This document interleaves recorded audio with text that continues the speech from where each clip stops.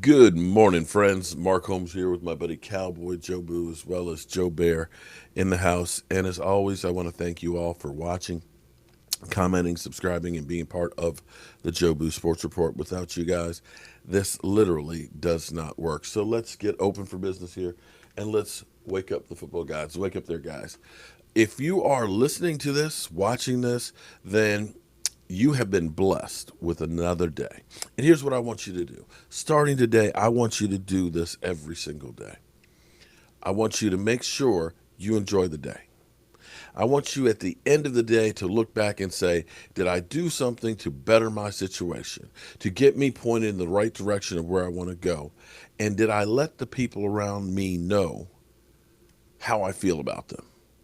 If you do those things, I can guarantee that you will have a great day and that you'll be a step closer to living your dreams. I'm telling you, I try and do that every single day.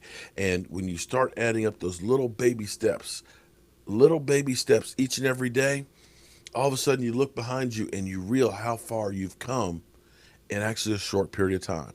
I'm telling you, it works. And speaking of baby steps, our Dallas Cowboys, we have 7 games left to the season. I'm not saying the season is over because, quite frankly, everybody is bad in our division. Some are less bad than others. Some of them get a lot more praise than they deserve. Some of them have been buried more than they should. But it's the nature of the beast when nobody has more than 3 wins. Our division is historically bad. Now, for our Cowboys, if we win this weekend, you have a better chance of actually making it to the playoffs. I'm not sure that's the best thing long term for the team, but it's still a reality because the Eagles have one of the worst schedules going through the year to finish it off. The Giants, another really tough one. Us, we've got one of the easiest ones. And that's if you go by wins and losses of current teams this year. So it's possible. It's possible. It's crazy to think that, but I will put this in retrospect. So far, no team that has started out 3-7 has gone on to make the playoffs. It's never been done, which means that nobody who started out 2-7, excuse me, let me back that up. Yeah, 3-7. And nobody certainly has gone 2-8 and made the playoffs. But 2020 is like no other year. Remember, 3.5 wins lead our division this late in the season. But it goes beyond whether or not we make a playoff berth. At least we'd have some bragging rights. We'd at least say, you know what, we started off bad and we turned it around. We got some momentum going into the offseason, which hopefully will carry over to next year. But here's the thing that we really and truly need to find out is, are the players responding to Mike McCarthy? You know that you don't have, your main starters on the team. You know that you're relying on guys that never thought they'd touch the field, like Terrence Steele, undrafted rookie being drafted by the Dallas Cowboys that had, as they put it, one of the best offensive lines in football. You're not expecting to play. You're not. Yet here it is. He's been starting most of the season. We do get Brandon Knight back, starting to work into getting back in there and stuff, who was supposed to be our backup swing tackle. That may end up helping a little bit. Zach Martin is still a stud. Tyler Badass is dealing with the hamstring. You got Looney, who played last week, but getting himself back into playing shape as well. I expect him to play better this week if he's playing for Tyler Badass. But what you need to see is, we need to see growth. We want to see the players buy into Mike McCarthy because this point, these last 7 games are going to determine a lot for the going forward.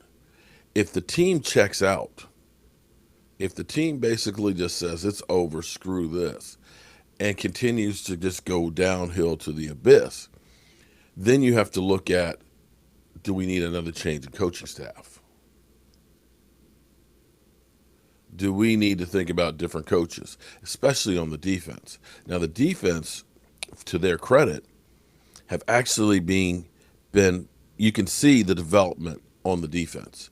You don't expect a whole lot on the offense with Dak Prescott gone and then Andy Dalton hurt and then Ben DiNucci and you're not going to see a whole lot change with that. But you want to see guys still competing. On the defense, especially, you need to figure out who needs to be here between Jordan Lewis, between Anton Woods, Awuzie. These guys are all in the last year of their deal. And you need to see, do we need to offer any of these guys a contract? Or do we need to just say bye bye to everybody and go? Now, of course, Jerry Jones says one thing, the media says another, but Jerry Jones has always kind of marched to the beat of his own drum all the time.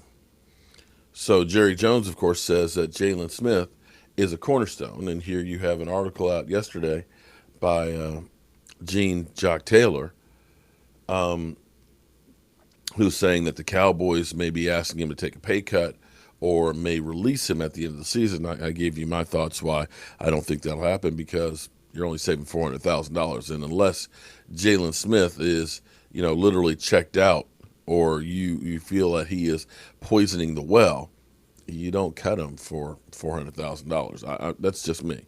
That's just me. Maybe I'm wrong. Maybe they look at it and say, we cut him now, then we don't have to worry about doing it the following year, and we'll save, down the road. I don't know, but we'll see. But we need to see the Cowboys compete with the players that they have. And we also need to find out who on here are some studs that are worth keeping. We found a couple of guys that we feel that, okay, Tyler Badass.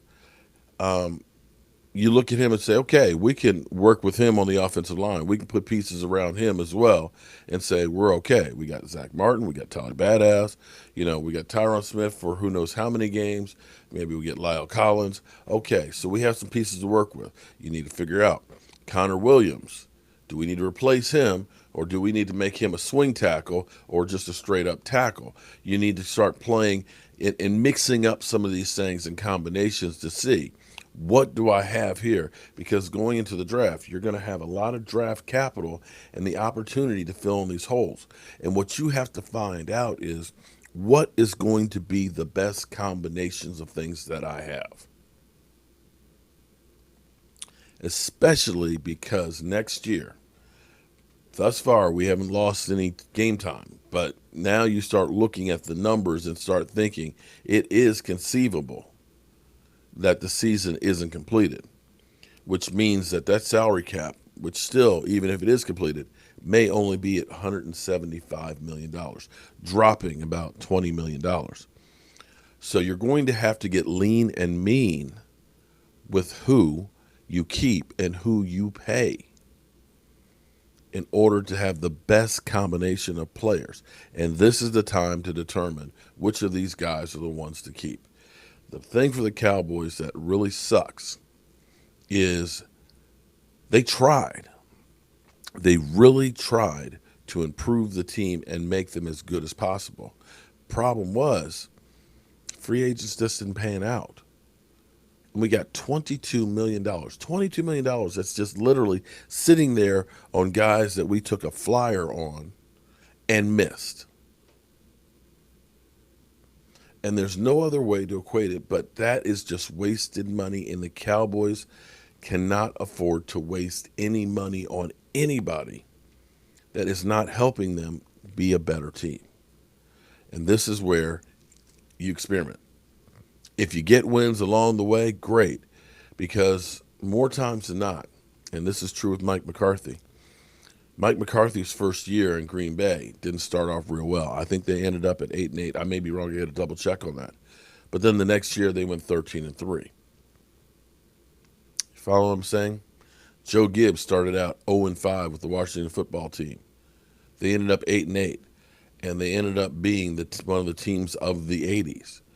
That could be this Dallas Cowboys team that, as bad as this year has been, with the draft fix that's going to enable Mike McCarthy to figure out who are the guys that fit my system that are in this draft, who are the guys that are here currently that fit my system that I can go forward with. And that's what we got to look for. And one final note, some of these players are auditioning for the Cowboys or somebody else. This is your resume. So as Andy Dalton goes back out here on Sunday, he's probably looking at it and saying, the Cowboys probably aren't going to sign me back again.